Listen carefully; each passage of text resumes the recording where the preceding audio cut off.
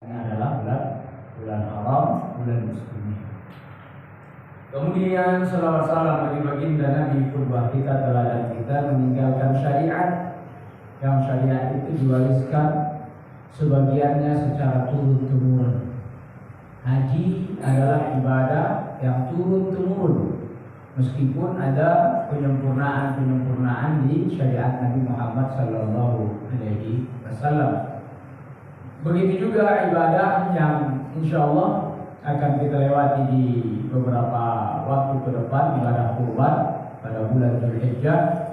Ibadah ini juga diwarisi secara turun-temurun. Sebagian ulama mengatakan ini dimulai dari kurbannya Ibrahim karena Allah Subhanahu wa Ta'ala. Ibrahim mau menyembelih anaknya, kemudian diganti oleh Allah dengan kibas. Laqad saddaqta ru'ya Ibrahim, kamu sudah benarkan mimpimu yang berupa wahyu itu. Wa fadainahu bi dzibhin 'adzim, dan diganti sembelihanmu dengan sembelihan yang besar, yang agung kata Allah, sehingga yang sembelih adalah kibas, bukan anaknya Nabi Ibrahim. Tapi ada pula ulama mengatakan kurban itu sudah ada sejak zaman Nabi Adam. Kisahnya masyhur, ayatnya ada anak Adam, Qabil dan Habil, dua-duanya berkurban. Fatuqbila min ahadihima, diterima salah satu kurbannya, anaknya Adam. Wa lam yutaqabbal min al-akhar, tapi satu lagi tidak diterima oleh Allah. Ternyata kurban zaman itu sudah ada. Jadi sejak awal sejarah manusia, zaman Adam alaihissalam, baru punya anak beberapa orang, sudah ada ibadah kurban. Nah, ibadah kurban ini ibadah yang sangat amat kuno. Kalau dilarikan kepada zaman Nabi Ibrahim, lebih kurang 8.000 tahun sebelum Nabi Muhammad, atau lebih kurang hampir 10.000 tahun dari masa kita hari ini. Kalau ditarik jauh ke belakang, ya berarti zamannya Nabi Adam. Berarti sejak awal sejarah manusia menempati bumi sudah ada ibadah kurban. Jadi bukan ibadah baru. Kurban itu di dalam hukum Islam oleh para ulama terjadi perbedaan pendapat.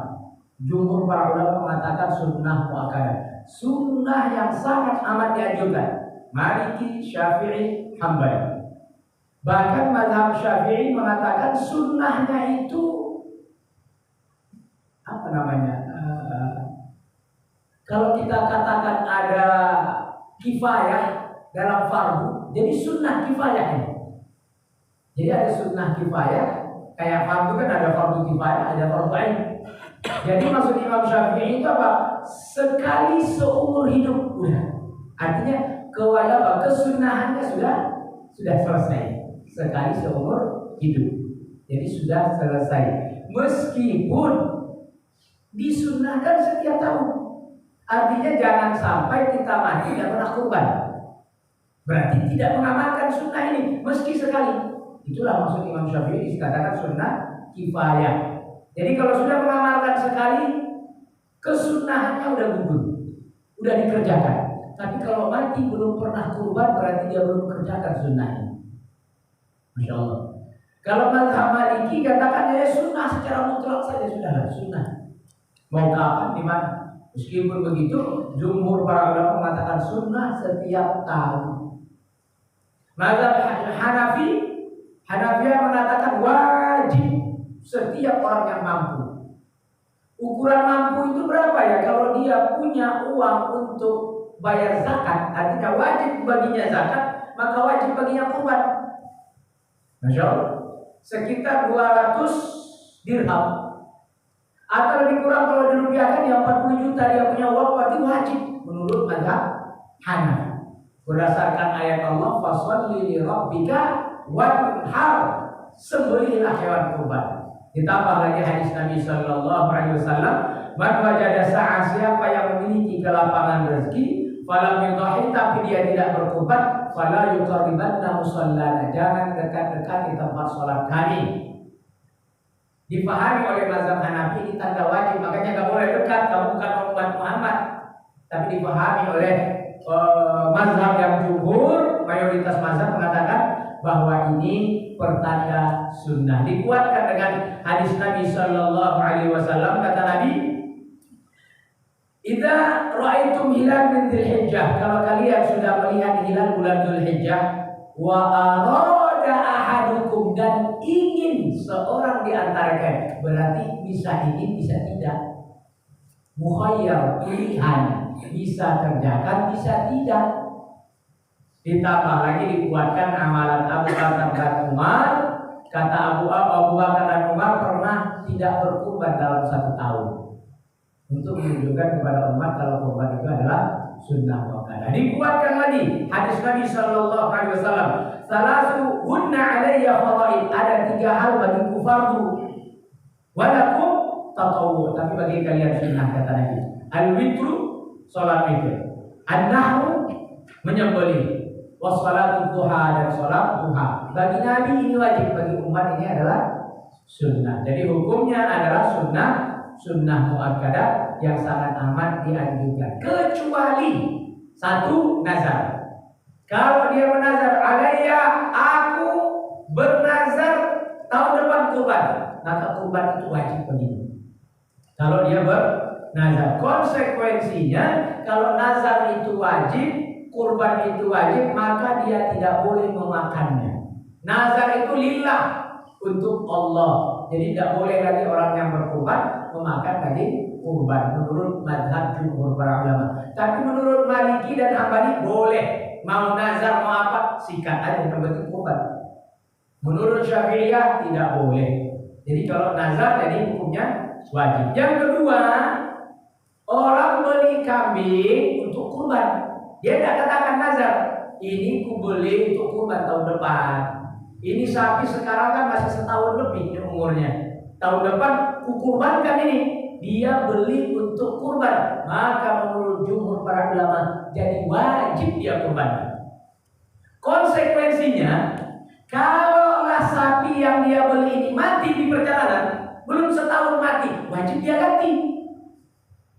Konsekuensinya begitu, wajib dia ganti. Jadi hati-hati, ini kan sudah niat, tidak boleh dibatalkan niat sembarang. Atau dia kepepet dijual, atau diambil oleh maling, dicuri dan sebagainya, wajib dia ganti. 2, ditambah oleh Imam Syafi'i yang ketiga, ta'yin, menentukan. Dia punya kambing 40, ya ambil 1 ini kukurbankan ini nanti kukurbankan ini. Sama, menentukan sama membeli dengan niat untuk kurban, sama menunjuk ini untuk kurban, maka menurut mazhab Syafi'i itu menjadi wajib. Jadi 3 hal atau 3 kondisi ini menyebabkan kurban itu menjadi wajib. Selebihnya dianggap kurban yang sunnah, bagus diamalkan. Cuma diatur oleh Allah. Menurut mazhab Syafi'i, orang yang mampu berkurban itu siapa? Kalau keperluannya lebih daripada yang dia punya. Maksudnya yang dia punya lebih dari yang dia butuhkan. Kurban misalkan harganya 3 juta, uangnya ada 10 juta.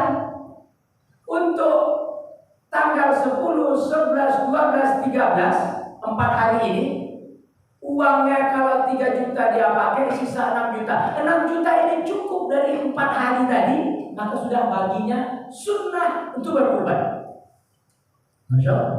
Jadi sudah dianggap mampu. Kalau punya uang lebih kurang, lebih dari kebutuhannya 4 hari, bukan 4 bulan, bukan sebulan, tapi 4 hari, maka sudah dianggap mampu. Sekarang kan gampang bilang aku udah mampu, udah mampu, cicilan motornya lancar, ya kan, cicilan rumahnya oke, bahkan renovasi, tambah ini, tambah itu, Masya Allah. Jadi dia yang melemahkan kemampuannya sendiri. Bahkan menurut mazhab Hambali, kemampuan itu sampai hutang pun boleh. Mazhab Hambali, saya suka ditanya, Ustaz boleh nggak kami kalau kurban itu hutang? Boleh, saya bilang, saya kasih dia mazhab Hambali. Dengan syarat bulan depan dia akan gajian. Lain kalau orang di sawah, lain orang nelayan. Ya, kamu apa? Aku udah hutang aja dulu mau kurban. Bayarnya ada nggak nanti ya? Nanti kan di laut bisa dicari. Kan belum jelas. Kalau karyawan, pegawai kan jelas tiap bulan kan ada. Jadi saya sarankan boleh silakan hutang apa? Saya gunakan mazhab Hambali supaya orang berkurban. Nah, kenapa? Bulan depan tuh dia gajian bisa dia bayar 3 juta. Ya bagi karyawan-karyawan tertentu kan nggak terlalu besar kalau 3 juta. Ya beda dengan karyawan yang jaga-jaga toko gajinya 1,5 2 juta ya itu kecil. Tapi kalau bagi karyawan antum semua insya Allah lah 3 juta sebulan itu tutup lah insya Allah. Tidak apa-apa utang-utang. Jangan tunggu mati. Ya, kalau udah mati dah enak kurban tadi itu dah enak pertama tidak bisa nyicipi, tidak bisa lihat pahalanya sih dapat kecil dibandingkan ketika kita masih hidup. Masya Allah. Kemudian ada beberapa yang harus terpenuhi. Di antaranya beberapa hal syarat sahnya kurban. Yang pertama, kurban itu hewan yang harus hewan min bahimatil an'am. Dulu pernah kita bahas juga di sini lah. Harus hewan ternak. Gak boleh kita ke Australia lihat ada unta liar, dikejar tangkap, di penjara, dikurung, kasih makan nanti Idul Adha kita kurban. Gak boleh. Hewan liar gak boleh dikurbankan. Harus hewan yang diternak, dipelihara. Masya Allah. Hikmahnya apa? Tahu kita dia makan apa. Makanya nanti sampai dibahas oleh para ulama, ada hewan yang suka makan kotoran, tidak boleh dikurbankan. Tidak boleh dikurbankan. Bahkan disembelih untuk sembelihan biasa pun tidak boleh. Jadi di karantina dulu itu. Misalkan dia suka makan kotorannya sendiri, suka makan kotoran manusia, di karantina dulu. Sampai betul-betul kira-kira yang ini tadi sudah selesai, sudah keluar. Kita bisa bayangkan kayak mana kita makan lele kan? Itu kalau nggak di karantina juga lelenya itu kadang mau juga dagingnya. Nah, makanya lele itu kadang diambil, kan ada yang sengaja lele itu dipelihara dalam setik tengah dan kuning, agak kuning warnanya, bukan hitam. Karena nggak kena sinar matahari kan, busuk dalam setik tengah. Di karantina dibersihkan, baru boleh dimakan. Masya Allah. Jadi hewannya harus hewan yang terpelihara, dijaga. Kemudian hewannya itu 4 kategori yang tidak sah kurban. Karena masyarakat kita masih agak bingung-bingung. Sekitar berapa hari lalu? Seminggu lalu, hari Rabu saya diminta di pengajian. Selesai pengajian ada 2-3 orang mengatakan, Pak Ustaz kami dulu itu kurban di masjid sini. Telinganya cobel lah Pak Ustaz begini. Seginilah Pak Ustaz cobel. Sah tidak kurban kami itu? Saya bilang sah, tapi ada hadisnya Pak Ustaz bilang enggak. Jangan kurbankan yang telinganya cacat. Inilah pentingnya belajar fikih. Masya Allah. Kadang ada orang semangat belajar hadis, ada larangannya Pak Ustaz. Dia nggak tahu larangan itu haramkah, makruhkah. Larangan itu mengatakan tidak sahkah atau berkurang pahala. Ulama fikih yang menjelaskan. Masya Allah, saya kadang suka ikut dengan orang-orang. Ini Pak Ustaz hadisnya Sahih Bukhari Muslim. Tidak ada masalah dengan hadisnya. Sahih di Bukhari ada, di Muslim ada. Bahkan kalau mau kita rujuk, Imam Bukhari itu mazhabnya Syafi'i. Bayangkan, Imam hadis bermazhab mazhabnya Syafi'i. Belum lahir Imam Bukhari, Imam Syafi'i, Imam Hambali udah bahas itu hadisnya. Mereka itu bukan tidak tahu hadisnya, tahu, paham, tapi fikih. Fikih itu artinya paham. Mengambil hukum dari dalil itu jauh lebih penting. Kalau ketemu dalil semua orang bisa. Berapa tahun yang lalu ketemu dia hadis kata Nabi dilarang menyimpan makanan daging kurban lebih dari 3 hari. Dia protes kan ada program kurban dikalengkan kan di konek. Wah dia protes haram tidak boleh itu karena hadis Nabi. Ada betul hadisnya. Sahih Pak Ustaz, iya sahih. Tapi kan ada lalat dari Nabi, bukan lalat, nasah dari Nabi. Kata Nabi, dulu kularang kalian menyimpan, sekarang simpanlah. Jadi boleh di kulkas sampai setahun daging kurban itu boleh. Apalagi dijadikan kornet kan, dikalengkan boleh. Cuma kalau ketemu cuma 1 hadis dibawa ini untuk dalil, keliru. Para ulama itu udah bahas. Makanya kalau kami itu suka kembali dulu kepada fikih. Imam begini mengatakan, imam begini mengatakan. Masing-masing ada dalilnya semua para ulama. Terbuka pikiran kita. Kadang dalilnya sama, tapi cara pendalilannya berbeda. Sisi pendalilannya berbeda. Ayatnya sama, hadisnya sama, tapi sudut pandang para ulama itu memang berbeda. Tapi 4 hal ini sepakat para ulama imam mazhab tidak sah kurban. Yang pertama al-auru al-bayyin. Ini hewan yang buta, matanya jelas-jelas buta. Bahkan sampai misalkan katarak itu matanya, tapi dominan putih nutupin yang hitamnya udah nggak sah kurban. Hikmahnya apa? Ternyata hewan kalau matanya buta katakan sebelah kanan, dia makan sebelah kiri aja. Kan karena nggak lihat, maka pertumbuhannya mempengaruhi daging. Jadi cacat air yang dianggap tidak sah apabila merusak kualitas daging. Begitu juga wal araj itu pincang. Ukurannya bagaimana? Ada kan pincang-pincang dikit, ada tuh sah nggak? Sah. Yasiran sedikit aja pincang, tapi memang pincang. Syaratnya kategori gimana? Apabila dia berjalan selalu ketinggalan sendiri, tidak bisa nyusul kambing-kambing yang lain, itulah yang tidak sah dikurbankan. Kan di hadis tidak ada keterangan itu. Yang jelaskan itu siapa? Ulama. Jadi kalau ikut hadis asal pincang, tidak boleh kurban. Tapi dijelaskan oleh ulama, pincang itu apabila dia ketinggalan terus, nggak bisa nyusul teman-temannya. Wal maradu bayyin, jelas sakitnya apa? Apalagi sakit yang sampai dia tidak bisa dimakan. Kata dinas kesehatan, nah ini ada cacingnya, ini sakit gila, ini berarti tidak usah. Udah disembelih Pak Ustaz, gimana dong? Pulang, kami bayar lagi. Nah iya, mau bilang apa? Kalau kami tidak mau bayar Ustaz, bisa tidak ya diterima kurban? Kan bukan salah kami Pak Ustaz, salahnya siapa? Siapa mau disalahin? Yang milik kami siapa? Yang milih siapa? Masa disalahin yang jual? Ya kan kita yang milih, yang beli. Masya Allah.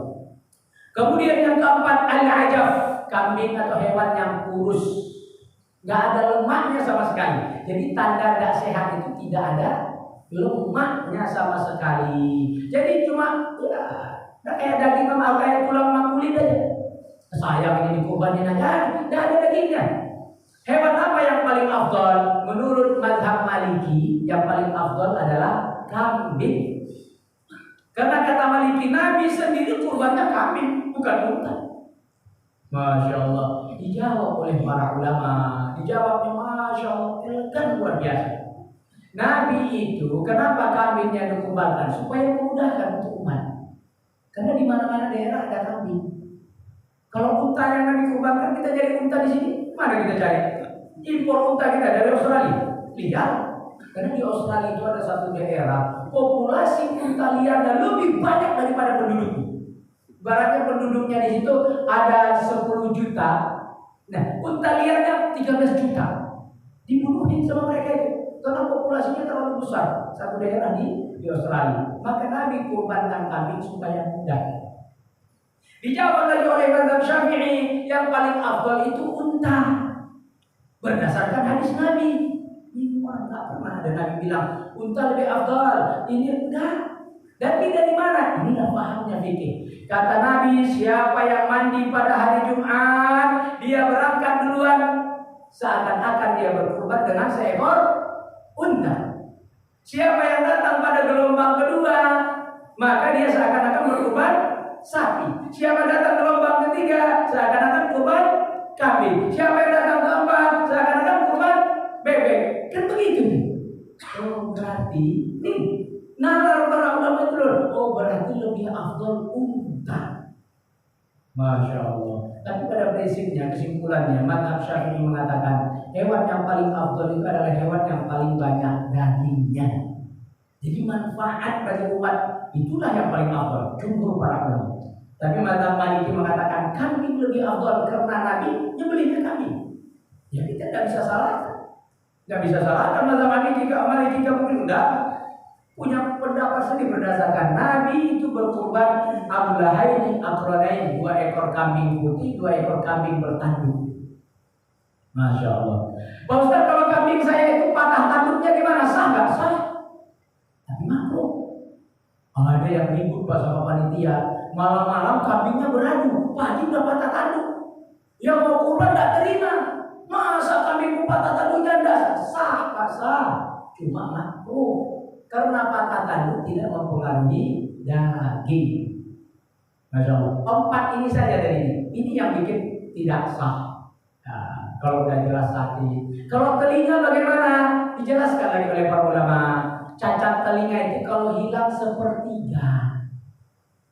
sepertiga hilang. Misalkan telinganya 15 cm, yang hilang 7 cm. Oh, berarti udah itu gugur.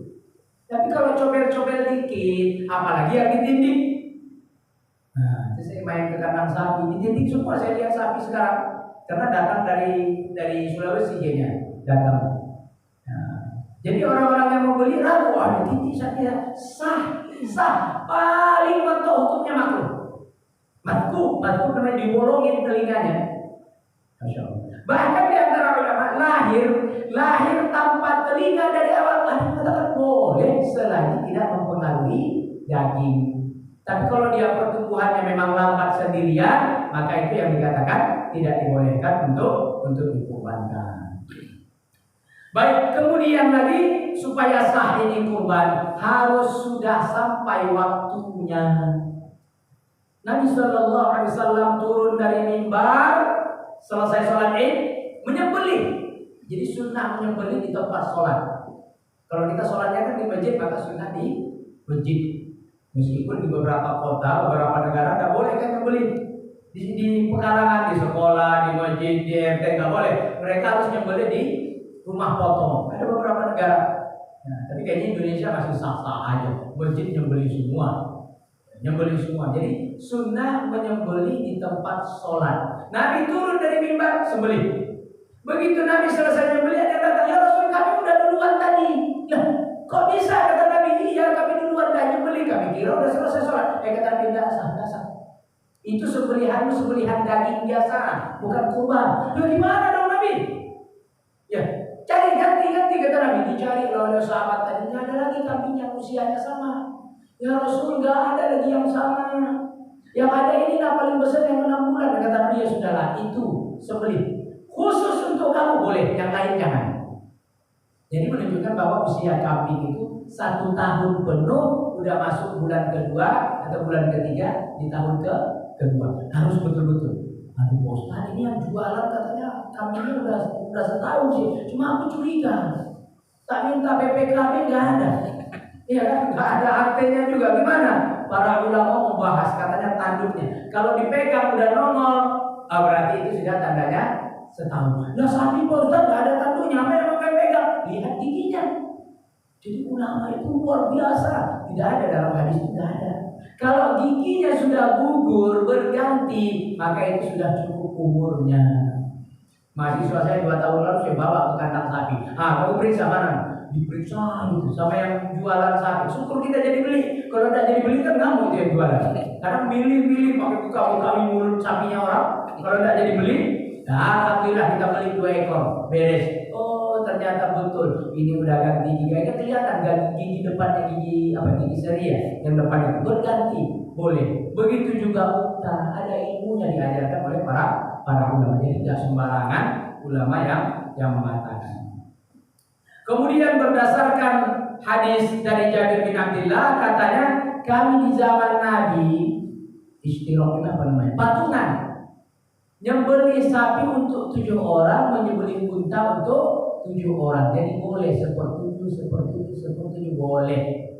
Tapi menurut mazhab Hambali kalau misalkan 6 orang niatnya kurban, 1 lagi aku yang penting cukupin aja, sedekah aja. Karena 1 niatnya sedekah nggak sah, 5-5nya 6-6nya nggak sah. Menurut mazhab Hambali. Menurut mazhab Syafi'i sah. Misal kita sudah 6 orang, nah sebelah rumah anak TK patungan, 1 kelas patungan cukup 3 juta. Oh anak TK ikut ikut atas nama anak TK. Ini kan yang 20 orang ini kan dari itu kurban.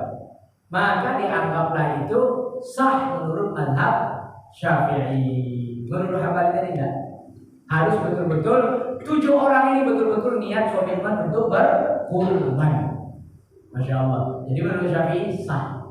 Masya Allah. Kenapa ini penting? Karena banyak orang yang bingung. Pak Ustaz, kami dari perusahaan dikasih 2 ekor sapi, kami mau kurban Pak Ustaz. Sah nggak kurban kami? Saya bilang itu untuk kamu berapa orang? Ya semua karyawan Pak Ustaz. Ya nggak salah. Dan jadi kurban namanya. Masa ada 2 ekor sapi untuk 75 orang? Ya kan cukup dagingnya Pak Ustaz. Bukan cukup dagingnya, bukan nggak cukup dagingnya. Tapi siapa yang 14 orang? Terus gimana Pak Ustadz? Ya ditentukanlah tahun ini yang abzad A sama B, tahun depan C sama D, terserahlah aturnya.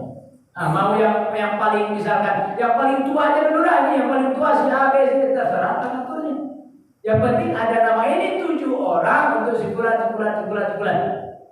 Ini 7 orang untuk sebulan. Supaya apa? Supaya kurbannya itu niat. Orang yang berkurban itu harus niat, gak bisa gak niat. Makanya kalau kita misalkan kurban di Balikpapan, bapak kita di Jawa, bapak kita Sumatera, bapak kita Sulawesi, kasih tahu Pak, bapak tahun ini ku biayain kurbannya Pak. Kasih tahu, biar dia niat kalau dia mau kurban biar sah. Jangan tiba-tiba aku kejutan aja nih Pak Ustadz sama bapakku. Nanti selesai kurban baru aku kasih tahu. Berarti bapaknya gak sempat niat udah sembelih. Maka niat itu penting. Itu yang pertama. Yang kedua, sunnah Nabi kalau kalian mau kurban, jaga rambutmu, jaga bulu-bulumu, jaga kukumu, jangan dipotong sebelum selesai sholat Id, sebelum sembelih kurban. Bahkan Abdullah bin Umar diriwayatkan selesai menyembelih, habis menyembelih, dia tidak menyembelih orang lain yang menyembelih, dia karena lagi sakit, langsung dia botak kepalanya. Ada yang mengatakan, oh itu sahabat mengamalkan, berarti sunnah. Sebagian ulama Maliki katakan, oh itu bukan sunnah. Kan Abdullah bin Umar lagi sakit, dia gundul kepalanya itu karena lagi sakit, bukan karena sunnah menggundul kepala setelah berkurban. Nah kalau kita tidak dengar penjelasan para ulama, kan kita kira sunnah juga nanti itu berkurban, habis itu gundul. Wah, minum kita gundul semua. Karena kalau kita anggap itu adalah sunnahnya yang diamalkan oleh para sahabat. Jadi boleh isyirak, boleh patungan. Tapi kalau kami tidak boleh. Kami tidak boleh. Satu orang satu. Domba juga tidak boleh. Satu orang satu. Pak Ustadz saya di rumah kurban, anak saya juga kurban. Bagus. Pak Ustadz anak saya kurban, kami dapat pahala nggak semua? Orang tua yang dapat pahala. Jadi maksudnya kepala rumah tangga yang memberi nafkah, dia berkurban, maka seluruh orang yang tinggal di rumahnya, orang yang dia nafkahi, seluruhnya dapat pahala. Pak Ustadz saya ini sebenarnya saya yang kurban, tapi untuk mendidik anak, saya bilang lah, nah ini kurbanmu tahun ini ya, tahun depan adik sekedar mendidik Pak Ustadz. Kalau niatnya mendidik adik atas nama saja di panitia, no problem. Tapi niatnya adalah bapaknya. Jadi boleh niatnya bapaknya, tapi disebutkan nanti anaknya. Jadi kan penting niat di dalam hati orang yang berkurban. Maka seluruh anggota keluarga yang dia kasih nafkahnya akan mendapatkan pahala kurban tanpa terkecuali. Termasuk misalkan di rumahnya ada pembantu yang tukang nyuci, tukang sapu. Kurban ini yang punya rumah, dia mengalir dapat pahala. Masya Allah. Jadi pahalanya semakin besar kalau dagingnya banyak. Menurut mazhab Syafi'i. Bahkan sebagian mazhab mengatakan unta lebih afdal dari sapi. Sapi lebih afdal dari kambing. Semakin besar, mazhab Syafi'i mengatakan yang betina lebih afdal. Karena dagingnya lebih banyak dan dagingnya lebih enak. Masya Allah. Kalau Pak Ustadz antara kambing seekor sama sapi 1/7, mana lebih afdal? Kalau dagingnya sama, maka kambing lebih afdal. Kalau daging kambing diperhitungkan, paling dapat 15 kilo nih Pak Ustadz. Kalau ikut sapi aku dapat 23 kilo, maka ikutlah sapi yang 1/3. Tapi nih Pak Ustadz, kambingnya 5 juta Pak Ustadz, 1/3 sapi cuma 3 juta, maka kambing lebih afdal. Karena harganya lebih besar. Dijelaskan juga oleh para ulama. Afdalnya menyembelih itu pada tanggal 10 afdal. Dan cuma ini kayaknya tadi kita baru berbincang Muhammadiyah sama pemerintah beda waktu. Ya, saya udah ditanya, Ustaz, antum nanti ini sholatnya ikut Muhammadiyah atau ikut ini? Saya bilang saya selalu ikut pemerintah. Nah, jadi kalau ada masjid yang undang saya khutbah, dia pakai standar Muhammadiyah, berarti saya tidak bisa. Karena saya selalu ikut pemerintah. Kurban hari itu, sholat hari itu, kurban setelah sholat paling afdal. Menurut mazhab Maliki tidak boleh di malam hari. Masya Allah. Jumhur para ulama khususnya Hambali katakan boleh tapi makruh. Nah, yang mengatakan boleh apa? Wong sekarang malam bisa diterangin kok. Ya, kan terang aja, bahkan bisa terang, masukin ruangan, diterangin, kasih lampu. Gak ada masalah sekarang kalau jam 5. Yang penting hari masih tanggal 10, 11, 12, 13 hari tasyrik. Boleh. Enak banget kita sekarang zaman ini. Misal di Balikpapan kurban itu kan 3.200.000 rata-rata. Ada kurban di pinggiran pelosok itu 1/7-nya cuma 1.500.000. Masya Allah. Perlu juga itu sesekali mensiasati. Nah, jadi ikut juga kita di pinggiran. Jadi di sini kurban, yang di pinggiran juga kan murah-murah 1.700.000 dapat 1/7. Karena di sana sapi 15 juta, 12 juta masih ada. Tapi kalau kita di Balikpapan sapi 15 juta dia sebesar kambing. Ya, sebesar kambing itu. Ya katanya ini dagingnya 60, beratnya dagingnya 60 ini kecil kalau daging 60. Masya Allah. Jadi rata-rata sekarang sapi yang disembelih itu ya daging-daging 100. Kalau masa hidupnya mungkin 300-400 kilo. Nah, hampir 1/3-nya itu hilang, termasuk tulang, kulit dan lain sebagainya. Masya Allah. Jadi kurban itu. Kemudian dagingnya diapain? Dagingnya dibagiin. Boleh dibagi ke orang kaya, boleh. Ke orang miskin, apalagi ke orang kafir. Menurut mazhab Hambali boleh. Boleh. Hambali boleh. Tapi juga para ulama mengatakan nggak boleh. Nah, 2 minggu lalu saya ngisi di regensi.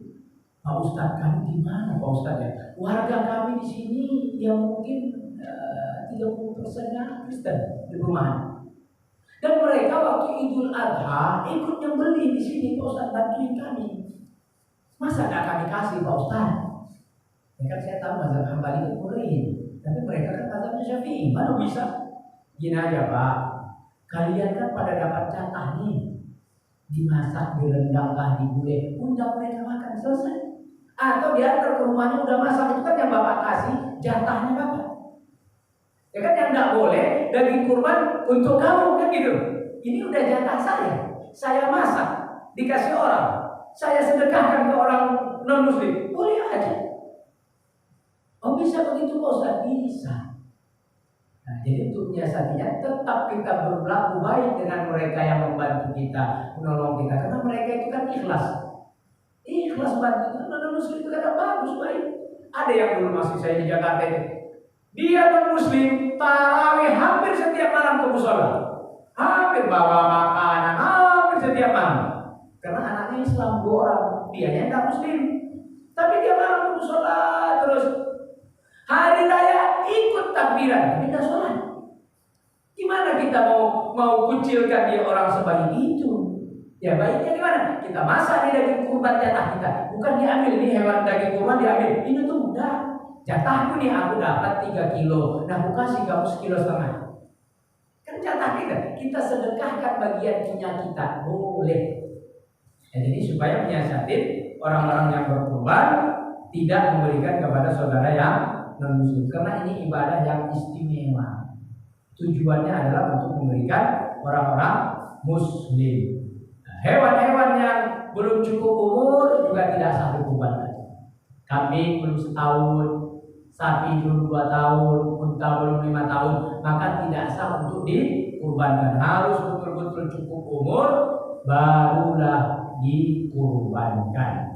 Yang muliakan oleh Allah, mudah-mudahan bisa menambah pengetahuan kita terkait dengan kurban.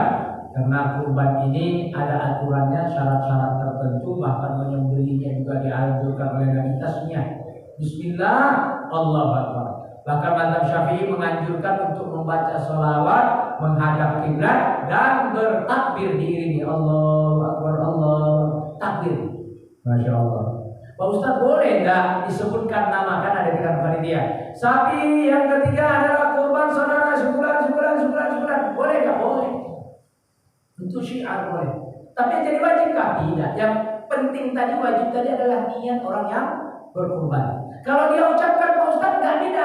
Tidak. Kalau dia ucapkan berarti mengokohkan niatnya. Sama kita kayak usollinya orang yang usolli fardhu zuhri. Itu niat belum. Baru lafaz niat itu yang ada di dalam hati. Makanya mazhab Syafi'i mengatakan talafuz melafazkan niat itu sunnah karena dia mengokohkan, menguatkan niat. Jangan sampai kita datang Allahu Akbar, sholat apa sih? Nah, kan kacau kalau gitu. Nah, jadi niat itu harus selaras dengan hati. Jadi kalau tidak selaras dengan hati, karena beda niat, beda kalam qalbi. Ada kita kan dalam hati itu kan. Kan dalam hati itu bukan niat. Kan kita enggak berlafaznya usolli fardhu asri. Padahal itu usolli fardhu asri. Allahu Akbar. Kok sebut asar sih dalam hati? Itu bukan niat. Itu masih kalam qalbi, kalam nafsi, belum niat. Niat itu mana yang paling dalam yang ada di dalam hati kita. Nubil qalbi, di dalam hati nurani terdalam. Itulah yang dilihat oleh Allah. Jadi tidak apa-apa Pak Ustaz. Saya itu sholat zuhur tapi nyeplos dalam hati adalah asar. Tidak apa-apa. Boleh. Tidak harus dibatalkan. Ya udah ulang bismillah. Allah nggak harus karena membatalkan sholat tidak sembarangan. Membatalkan sholat tidak sembarangan. Kecuali memang ada hal-hal uzur syar'i yang membolehkan kita membatalkan sholat. Saya kira itu yang disampaikan. Mudah-mudahan apa yang disampaikan ini bisa membawa maklumat yang baik dan istimewa buat kita, dan sehingga ibadah kurban kita akan diterima oleh Allah Subhanahu wa taala. Kurbanlah dengan yang terbaik, di waktu yang baik, dengan harta yang baik, hewan terbaik. Sampai para ulama bahas warna putih lebih baik dari warna kuning, warna kuning lebih baik dari warna abu-abu, warna abu lebih baik dari warna hitam. Sampai sebegitunya dibahas para ulama, saking pengennya mereka menjadi pengkurban yang baik, karena Nabi berkurban dengan hewan yang berwarna putih dan bertanduk. Demikian, mudah-mudahan apa yang disampaikan ini menjadi wasilah kebaikan bagi kita semua, dan saya pribadi tentunya tawassul bil haq wa tawassul bis sabr. Mudah-mudahan Allah ridhoi kita, keluarga kita, Allah berkahi kita, sehingga keberkahan itu menyertai kabar dan iman. Auzubillahi minasyaitonir rajim. Bismillahirrahmanirrahim. Alhamdulillahirabbil alamin wassalatu wassalamu ala asyrafil anbiya'i wal mursalin wa ala alihi wa sahbihi wa sallim ajma'in. Allahumma ighfir lana dzunubana wa dzunuba walidina warhamhum kama rabbawna shighara.